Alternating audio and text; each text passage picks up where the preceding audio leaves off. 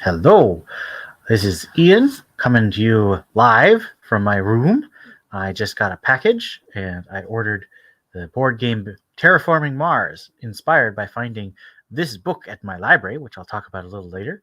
But I played this back when I lived in Virginia a couple of years ago, 3 years ago now, and actually played it again when I was down in September of last year.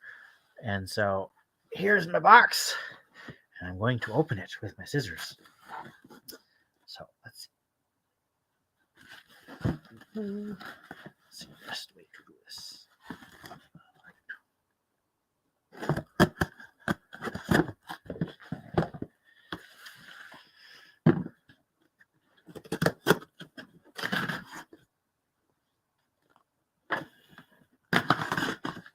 All right, here we go. Yeah. Here's the game. Here's the poofies.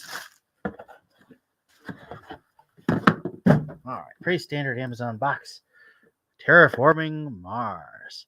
And I really love this game because it's a good blend of complex gameplay that doesn't have any real imaginative element to it and a bunch of additional pieces that give your imagination room to sort of determine your strategy based on the corporation. So the idea is that you take on the identity of a corporation that's racing to terraform Mars by raising the temperature, increasing the oxygen supply, and so forth.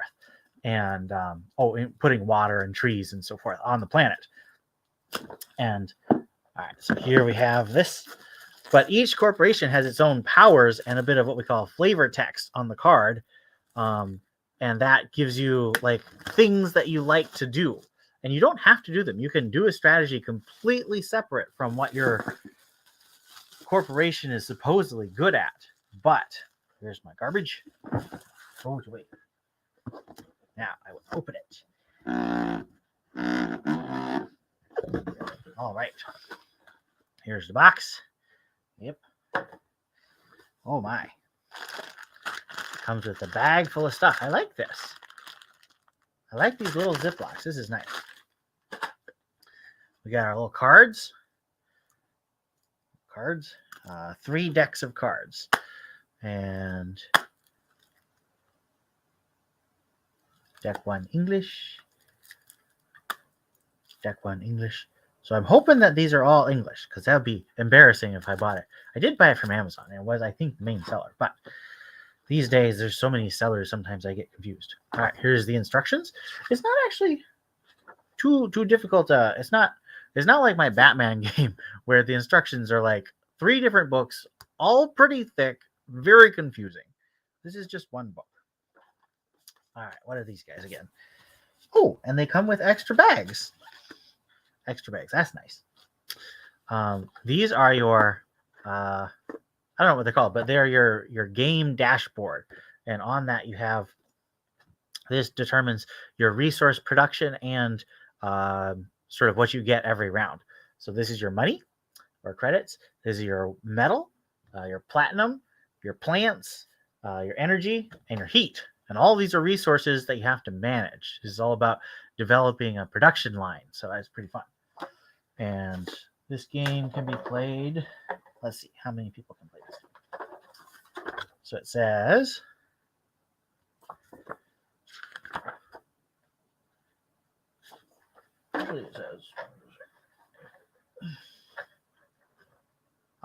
it says 1 to 5. So you can play this by yourself or with 2 people or 3, 4, or 5.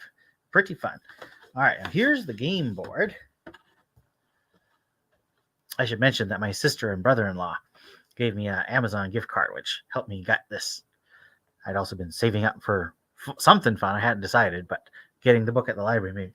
So it's a nice big four-fold board, and you see it's a map of Mars with hexagons where you build things on. You can build cities and plants and ocean and stuff, and there's various rules and bonuses you get. You have your temperature, and then you have, here is your oxygen meter. This is, you get enough oxygen. And here's some standard actions you can buy. Right here. Yep. And on the bottom, there's some awards that you can get that give you extra points. Because, of course, the purpose is to get the most victory points. Work together to get the Terraforming Mars. And then we have fun little things to punch out, like this. Punch. And this is a city. Yeah, it's a little city. And that's the first turn maker. But these are all the little things that you build and you put on to the board. So that'll be really fun to punch out. But I'm very excited to play this. Let's just show you the... Oh, and there's a little insert, it looks like. That's interesting. So here's the naked cardboard box, but here's the insert that makes it feel more like a Mars box. So one of my favorite games, I've only played this game like 4 or 5 times, but it's like a several hour game, so those are substantial. I really liked it, and it's sort of like Catan on steroids, because Catan also is a resource production game, but much more accessible, I would say. This is more for... I definitely don't think it's the most difficult game I've even... It's not even the most difficult game I own. I'll show you the most difficult game I own. Hold on a sec.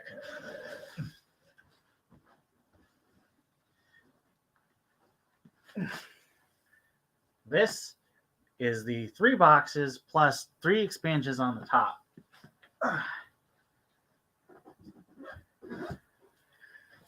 Batman Wayne Family Adventures that I was talking about. That is the most complex game I own. Also the most expensive game I own.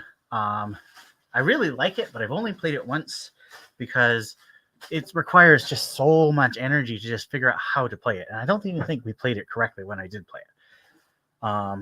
I think it'd be nice if you just sort of made up your own combat system instead of trying to use their extremely complicated one. But now I have Terraforming Mars with my cards. I'll just put everything back in the box because that's fun. Rules. Little dashboard guys. Some extra bags. My bag full of stuff so you can see the shiny metal. That's I think those are different denominations. You got your copper, your silver, and your big fat golds, and they have little plants and energies and heats and all those things too. So super fun. But that's the unboxing. And as I said, one of the things I really like about it is that, unlike a very popular game, Scythe, which has a very complicated rule system, and it has 5 different civilizations, plus you can buy more, but each of the civilizations has no flavor text, really. It has cool miniatures and very cool art, but there's no imaginative component that I really like. And each civilization has slight differences in mechanics that are fun to exploit, but don't have any in-universe lore. And I love lore. There's a reason I spend a lot of my time in established universes like Sherlock Holmes or Star Wars or DC Comics or Batman specifically.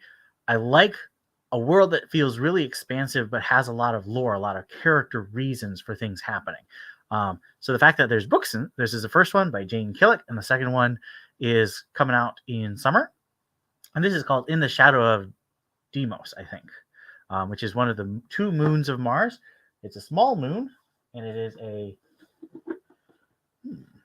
that looks sad.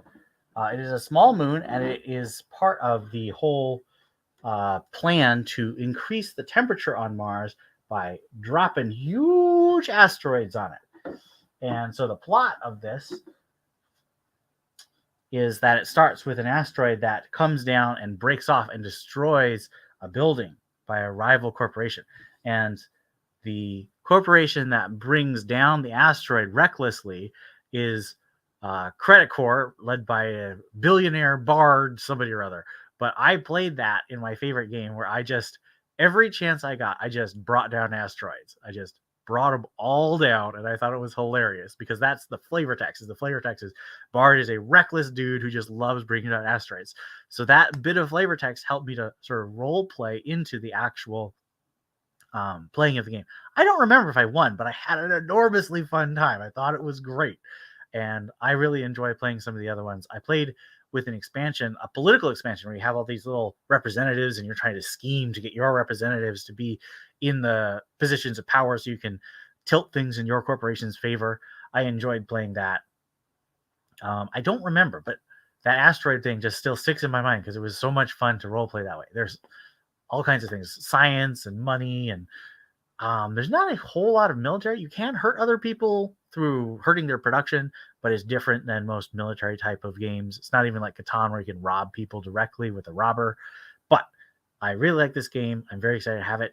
Thank you for watching this unboxing, and I have not finished reading this book. I'm only about 4 or 5 chapters in, but so far, the corporation I played hilariously has caused problems by dropping asteroids on Mars, which is exactly what I did. So I felt it was very at home in the universe.